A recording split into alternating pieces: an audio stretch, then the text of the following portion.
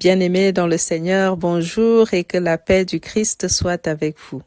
Entamons aujourd'hui l'étude du livre d'Habakkuk. Je vous propose aujourd'hui de lire le chapitre 1 que nous allons intituler « La désobéissance à Dieu donne l'avantage à notre adversaire ». La suite, après la prière.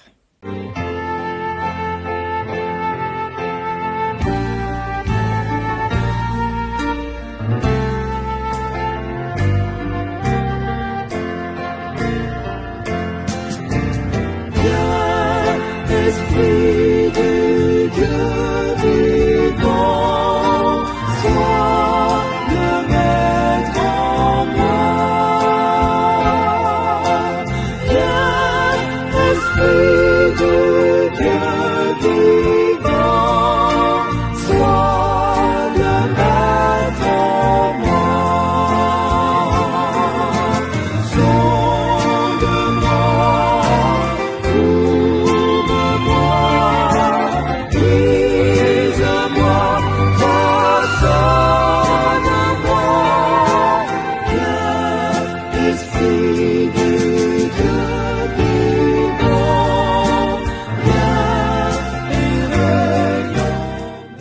Au nom de Jésus-Christ, Amen. Habakkuk, un des 12 petits prophètes, ne nous révèle pas dans son livre des détails sur son âge ou sur sa généalogie, mais lorsque nous lisons la révélation d'Habakkuk, nous citions sa prophétie vers la fin du 7e siècle avant Jésus et donc entre la fin du 7e siècle et le début du 6e siècle avant Jésus, à peu près à l'époque contemporaine du prophète Jérémie. Donc on est dans une période qui se situe un peu avant l'invasion babylonienne en Judée et donc un peu avant la déportation des Judéens d'Israël du Sud à Babylone. Le texte d'Habakkuk nous révèle une sorte de dialogue entre le prophète et Dieu, une sorte de dialogue dans lequel le prophète se plaint de temps en temps, s'étonne, s'interroge et même parfois s'insurge. Dans son dialogue avec Dieu, Habakkuk semble vouloir interpeller le croyant à vivre dans la foi, à apprendre à vivre dans la foi en attendant la gloire future, en attendant la réponse de Dieu, en attendant l'intervention de Dieu. Dès le premier chapitre, il s'interroge sur l'injustice qui règne. Il ne comprend pas pourquoi Dieu laisse faire, lui qui est tout-puissant. C'est pourquoi il va poser un certain nombre de questions à Dieu, parce qu'il s'interroge, parce qu'il ne comprend pas ce qui se passe autour de lui. Il ne comprend pas pourquoi Dieu laisse souffrir son peuple, pourquoi il y a autant de malheur, autant d'injustice. Lisons dès le début du premier chapitre quelques questions qu'il va poser à Dieu. Lisons des versets 2 à 4. Il est écrit « Jusqu'à quand, ô Éternel? J'ai crié et tu n'écoutes pas. J'ai crié vers toi à la violence et tu ne secours pas. Pourquoi me fais-tu voir l'iniquité et contemples-tu l'injustice? Pourquoi l'oppression et la violence sont-elles devant moi? Il y a des querelles et la discorde s'élève. Aussi la loi n'a point de vie, la justice n'a point de force, car le méchant triomphe du juste et l'on rend des jugements iniques. » Fin de citation, arrêtons-nous là pour l'instant. Habakkuk, prophète très sensible qui voit la souffrance du peuple en Judée, vient interpeller l'Éternel parce qu'il ne supporte pas de voir souffrir ses frères et sœurs. On est en Judée, Israël du Sud, avec pour capitale Jérusalem. Rappelons-nous qu'au 8e siècle, le nord d'Israël a été pris, détruit et déporté par les Assyriens. Donc, à l'époque d'Habakkuk, il ne restait plus que le royaume du Sud. Et selon sa prophétie, on se rend compte que c'était quelque temps avant l'invasion babylonienne. Or, lorsque l'on lit les prophéties de Jérémie, qui était certainement un contemporain d'Habakkuk, la souffrance régnait à Jérusalem, à cette époque en Judée, parce que l'Éternel reprochait beaucoup de choses à son peuple. L'Éternel avait décidé de tourner le dos à son peuple. L'Éternel avait décidé de livrer son peuple aux mains des ennemis, les Chaldéens, les Babyloniens. Si nous lisons quelques versets de la prophétie de Jérémie, lisons Jérémie 25 pour comprendre un peu le climat qui régnait et pourquoi Dieu laissait faire autant de souffrances. Avant de lire la réponse que Dieu donne à Habakkuk, interprétons à partir de la prophétie du contemporain d'Habakkuk, Jérémie, ce qui pouvait justifier le silence de l'Éternel face aux souffrances de son peuple. Jérémie 25, lisons d'abord à partir du verset 4. Il est écrit: « L'Éternel vous a envoyé tous ses serviteurs, les prophètes. Il les a envoyés dès le matin et vous n'avez pas écouté. Vous n'avez pas prêté l'oreille pour écouter. Ils ont dit, revenez chacun de votre mauvaise voie et de la méchanceté de vos actions et vous resterez dans le pays que j'ai donné à vous et à vos pères, d'éternité en éternité. N'allez pas après d'autres dieux pour les servir et pour vous prosterner devant eux. Ne m'irritez pas par l'ouvrage de vos mains et je ne vous ferai aucun mal. Mais vous ne m'avez pas écouté, dit l'Éternel, afin de m'irriter par l'ouvrage de vos mains pour votre malheur. C'est pourquoi, ainsi parle l'Éternel des armées, parce que vous n'avez point écouté mes paroles. J'enverrai chercher tous les peuples du septentrion, dit l'Éternel, et j'enverrai auprès de Nebuchadnezzar, roi de Babylone, mon serviteur, je le ferai venir contre ce pays et contre ses habitants et contre toutes ces nations alentour afin de les dévouer par interdit et d'en faire un objet de désolation et de moquerie des ruines éternelles. Je ferai cesser parmi eux les cris de réjouissance et les cris d'allégresse, les chants du fiancé et les chants de la fiancée, le bruit de la meule et la lumière de la lampe. Tout ce pays deviendra une ruine, un désert, et ces nations seront asservies au roi de Babylone pendant 70 ans. Arrêtons-nous là au verset 11. Jérémie 25, de 4 à 11.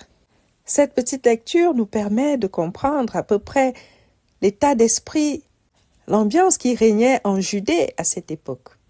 Et lorsqu'on lit cette prophétie de Jérémie, qui, selon le contexte, était un contemporain d'Habakkuk, on se rend compte que Dieu avait trop de choses à reprocher aux Judéens. Alors, Habakkuk, qui était un prophète très sensible, qui avait l'amour du peuple, qui défendait ses frères et sœurs, ne supportait pas de voir la souffrance autour de lui. Habakkuk ne supportait pas les injustices autour de lui, d'où les questions qu'il pose à l'Éternel. Pourquoi autant de malheurs, d'injustices qui règnent? Jusqu'à quand vas-tu laisser faire? Habakkuk se fait un petit peu l'avocat du peuple en posant ces questions à l'Éternel. D'ailleurs, son nom indique à peu près quel genre de prophète ça pouvait être. Quelqu'un qui aimait profondément son prochain et qui se battait pour ses frères et sœurs. Habakkuk, si on essaie de définir son nom par l'étymologie, Habakkuk vient du hébreu kavakuk, qui signifie étreinte ou embrassade. Donc, on peut dire quelqu'un qui étreint, qui embrasse, qui montre de l'affection. Et puisqu'il a exercé quelque temps avant que la Judée ne soit assiégée par les Babyloniens, à l'époque où Dieu avait épuisé les tentatives de faire changer le peuple infidèle, certainement il régnait un chaos sans nom en Judée, de plus en plus de méchanceté, d'injustice mêlée à l'idolâtrie et tout ce qui se passait là-bas. Beaucoup de souffrances autour de lui attristaient Habakkuk. Alors dans son dialogue, dans ce chapitre 1, il vient demander à Dieu, « Pourquoi tu laisses faire? Pourquoi ne vois-tu pas tout ce qui se passe? Pourquoi restes-tu silencieux? pourquoi ne réagis-tu pas? Dieu va donner une réponse inattendue à Habakkuk. Lisons à partir du verset 5 du chapitre 1 ce que Dieu dit à Habakkuk. Il répond, « Jetez les yeux parmi les nations, regardez, et soyez saisis d'étonnement, d'épouvante, car je vais faire en vos jours une œuvre que vous ne croiriez pas si on la racontait. Voici, je vais susciter les Chaldéens, peuple furibond et impétueux, qui traverse de vastes étendues de pays pour s'emparer de demeures qui ne sont pas à lui. Il est terrible et formidable. De lui seul viennent son droit et sa grandeur. Ses chevaux sont plus rapides que les léopards, plus agiles que les loups du soir, et ses cavaliers s'avancent avec orgueil. Ses cavaliers arrivent de loin, ils volent comme l'aigle qui fond sur sa proie. Tout ce peuple vient pour se livrer au pillage. Ses regards avides se portent en avant et il assemble des prisonniers comme du sable. Arrêtons-nous là au verset 9. Alors que Habakkuk demande à Dieu pourquoi il ne réagit pas face à tout ce qui va mal en Judée, Dieu semble lui dire que, en fait, vous n'avez encore rien vu. En fait, là, ce n'est que le début du malheur, parce que le pire arrive. Il lui dit, regardez, ouvrez les yeux, vous serez saisis d'étonnement face à l'épouvante qui arrive. Je vais susciter les Chaldéens, peuple furibond et impétueux, contre vous, contre le peuple judéen. Et il se met à décrire la force des chevaux, la force de ces Chaldéens agiles qu'il va utiliser pour dominer, pour assiéger la Judée. Il faut dire que Habakkuk ne s'attendait pas à cette réponse. Et si on lit même au verset 12, il est stupéfait et il dit « N'es-tu pas de toute éternité, Éternel mon Dieu, mon Saint? Nous ne mourrons pas, ô Éternel. Tu as établi ce peuple pour exercer tes jugements. Ô mon rocher, tu l'as suscité pour infliger tes châtiments. » Habakkuk ne s'attendait pas à entendre que Dieu était décidé à tourner le dos à son peuple, à laisser souffrir son peuple, à laisser dominer son peuple. Et pire encore, Habakkuk ne s'attendait pas à entendre Dieu lui dire qu'il va utiliser l'adversaire de son peuple pour l'anéantir, parce que à cause du péché, à cause de l'iniquité, à cause de l'idolâtrie des Judéens qui n'ont pas écouté tous les prophètes que l'Éternel a envoyés, qui ont poursuivi leur voie dans le péché et la méchanceté, à cause de tout cela, Dieu a décidé de donner plus de force à leur adversaire. Dieu a décidé d'utiliser l'adversaire, de le rendre plus fort pour dominer sur son peuple rebelle. Et il le dit lorsqu'il répond à Habakkuk. Si nous relisons le verset 6 de ce chapitre 1, Dieu dit à Habakkuk, « Voici, je vais susciter les Chaldéens, peuple furibond et impétueux, qui traverse de vastes étendues de pays pour s'emparer de demeures qui ne sont pas à lui. » Dieu dit qu'il va susciter lui-même les Chaldéens. Il voit bien que les Chaldéens sont ces gens impétueux, furibonds, orgueilleux, qui veulent s'emparer de toutes les nations alentour, s'emparer de ce qui ne leur appartient pas. Dieu voit bien que ces Chaldéens ne sont pas forcément un exemple, mais à cause de la désobéissance du peuple judéen, Dieu a décidé d'utiliser leur adversaire, de donner même plus de force à leur adversaire, car même si les Chaldéens étaient fougueux et tout ce qu'ils étaient, on entend bien, les Chaldéens c'était les Babyloniens, même s'ils étaient tout ce qu'ils étaient, si Dieu ne l'avait pas permis, jamais ils n'auraient réussi à devenir aussi puissants et à déporter la Judée à Babylone. C'est Dieu même qui a décidé de susciter cet ennemi à son peuple, de rendre cet adversaire plus fort et de l'utiliser comme s'il était devenu son peuple pour dominer sur ses enfants désobéissants. D'ailleurs, si nous relisons la prophétie de Jérémie dans Jérémie 25, lorsque Dieu parle des Chaldéens, lorsqu'il parle de Nabucodonosor ou Nebuchadnezzar, le roi babylonien, il dit dans Jérémie 25 au verset 9, il dit « J'enverrai chercher tous les peuples du septentrion, dit l'Éternel, et j'enverrai auprès de Nebuchadnezzar, roi de Babylone, mon serviteur, je le ferai venir contre ce pays et contre ses habitants, et contre toutes ces nations alentour, afin de les dévouer par interdit et d'en faire un objet de désolation et de moquerie des ruines